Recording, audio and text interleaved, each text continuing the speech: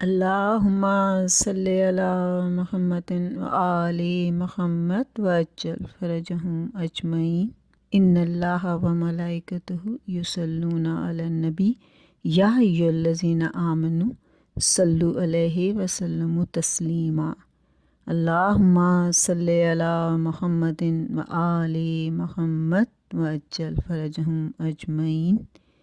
بے شک اللہ اور اس کے فرشتے نبی پر درود بھیجتے ہیں۔ اے ایمان لانے والو، تم بھی نبی پر درود پڑھو اور ایسا سلام بھیجو اور ایسے تسلیم کرو جیسے تسلیم کرنے کا حق ہے۔ اس آیت کو پڑھنے کے بعد ہم پہ واجب ہو جاتا ہے کہ ہم ضرور درود پڑھیں۔ اللہم صلی علی محمد و آل محمد۔ ہم یہ کہتے ہیں کہ اللہ تعالیٰ نے سورۃ احزاب کی 43 آیت میں یہ کہا کہ اللہ اور اس کے ملائکہ جو مومن بھی درود پڑھتا ہے اس پر درود پڑھتے ہیں۔ هو الذی یصلی علیکم، اور ان کو اندھیرے سے روشنی کی طرف لے کے جاتے ہیں۔ لیکن انسانوں کے لیے مختلف یہ ہے کہ جب انسان پیدا ہوئے، یعنی جب جناب آدم اس دنیا میں تشریف لائے، آپ کی نسل چلی، اس کے بعد درود پڑھنا شروع ہوا ہے۔ لیکن میرے رسول پہ کب سے درود پڑھا جا رہا ہے؟ سوال یہ ہوتا ہے کہ کیا جناب آدم کے آنے کے بعد درود پڑھا گیا ہے میرے رسول پہ، یا کب سے درود ہے؟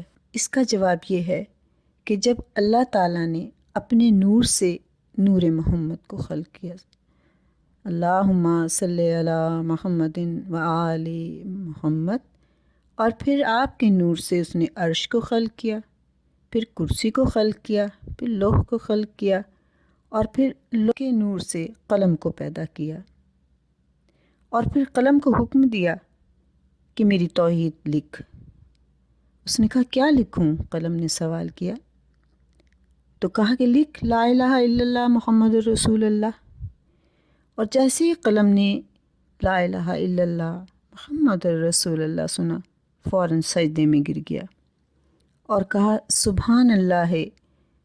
سجدے میں جا کر اس نے کہا سبحان اللہ واحد القہار، سبحان اللہ عظیم العظم، یعنی اس نے سجدہ کیا قلم نے اور یہ لفظ بولے سبحان اللہ الواحد القہار، سبحان اللہ عظیم العظم۔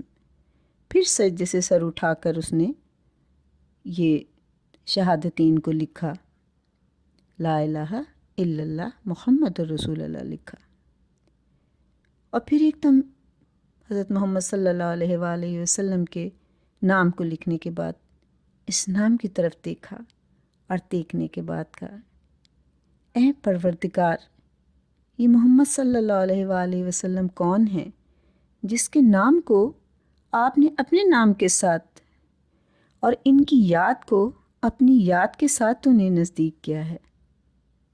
حق تعالیٰ نے وحی کی، میرے اللہ نے وحی کی، میرے رب نے قلم پہ وحی کی، اے قلم بس تو اس بات کو یاد رکھنا، اے قلم اگر یہ ہستی نہ ہوتی تو میں تجھے اور دوسری مخلوق کو پیدا ہی نہ کرتا، صرف اس ہستی کے صدقے میں میں نے تمام کائنات کو بنایا ہے، اس ہستی کے صدقے میں میں نے عرش کو بنایا، اس ہستی کے صدقے میں میں نے کرسی کو بنایا، اس ہستی کے صدقے میں میں نے لوح کو بنایا، اس ہستی کے صدقے میں اے قلم میں نے تجھے بنایا،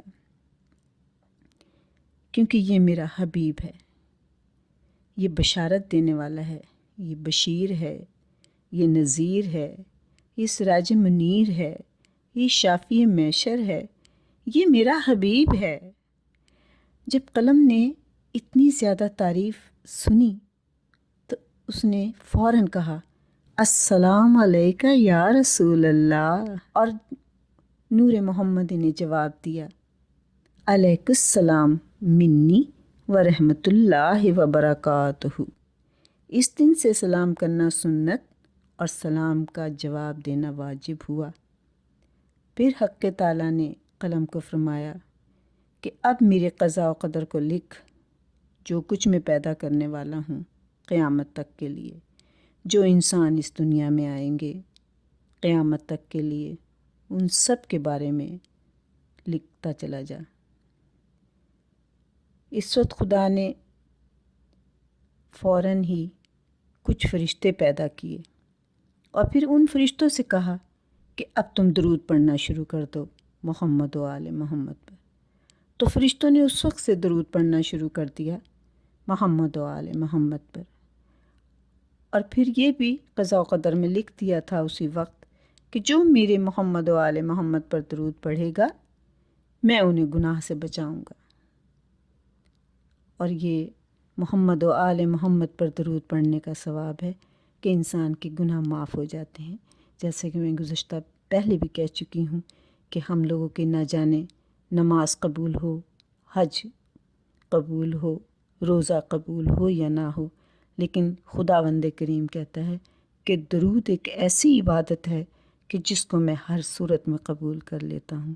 اور سب سے بڑی فخر کی بات یہ ہے کہ ہم ادھر درود پڑھتے ہیں اور ادھر فوراً خداوند کریم قبول کر لیتا ہے۔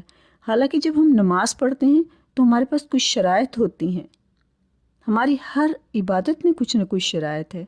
نماز میں شرائط ہیں، لباس پاک ہو، جگہ پاک ہو، اور اس طریقے سے ہماری نماز میں قیام صحیح ہونا چاہیے، رکوع صحیح ہونا چاہیے، سجدہ صحیح ہونا چاہیے، تلاوت صحیح ہونی چاہیے۔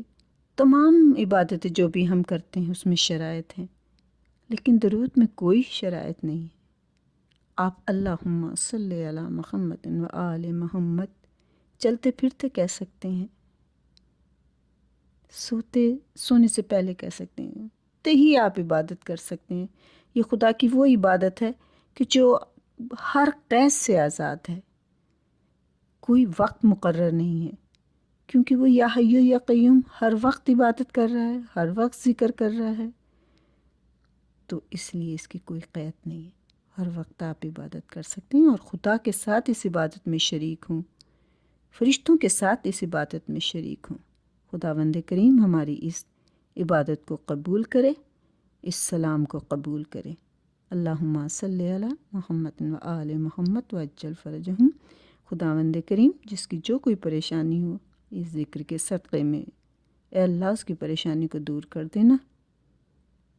جو کوئی پردیسی پردیس میں ہو خیریت سے گھر آئیں، اپنے مقروض کے قرض ادا کر دے، بیماروں کو صحت عطا کر دے، بے اولاد کو اولاد عطا کر دے، جس کی جو دلی حاجتیں ہوں پوری کرنا اس ذکر کے صدقے میں۔ اللہم صلی علی محمد و آل محمد۔ خوش رہیں، آباد رہیں۔